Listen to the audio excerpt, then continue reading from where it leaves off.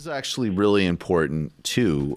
This is another thing that Bernie's been right about for a very long time, and is, of course, when we start talking about what are the weaknesses, or what is the actual strategic map of Bernie Sanders in a general election, what we're already seeing in a Democratic primary, a set of a media class that hates this guy. And I think right now we're at the peak of a lot of people who hate him because he either exposes how vapid their politics are, the limits of their vision. They don't like that he, there was somebody trying to make hay out of, there was that he wasn't doesn't have an Ivy League law degree, that he, went to Vermont or what. I mean, again, stuff that most people would find extremely appealing. Thank you. The world is not some weird West Wing script. And then there's also just, the raw material power. That's like, America's media outlets are owned by Rupert Murdoch. They're owned by Disney. They're owned by GE. They're owned by company. They're owned by Amazon, right? They're owned by Facebook. They're owned by, I'm talking about just even those platforms, Google. These are industries and organizations that want to keep an oligarchy, that want to undermine democracy, that don't want America to have a social system. So they are the enemies of Bernie Sanders and any working class movement in this country. And that's something, and dealing with that, and everybody better be reading their Noam Chomsky and, really understanding how these things work.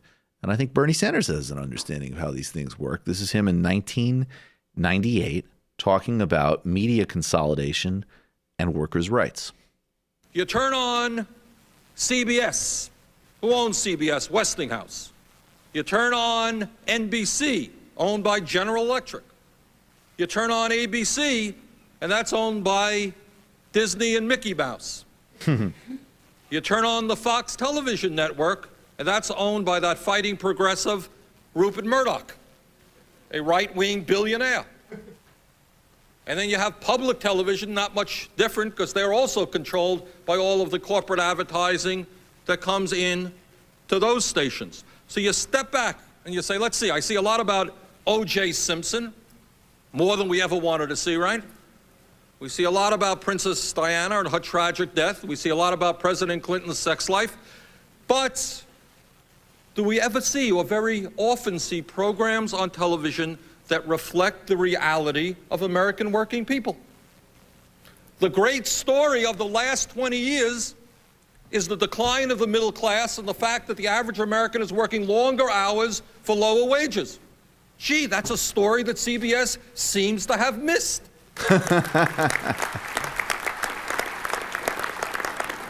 See, I think what ends up happening is the average American, and I know in my state, people don't work one job.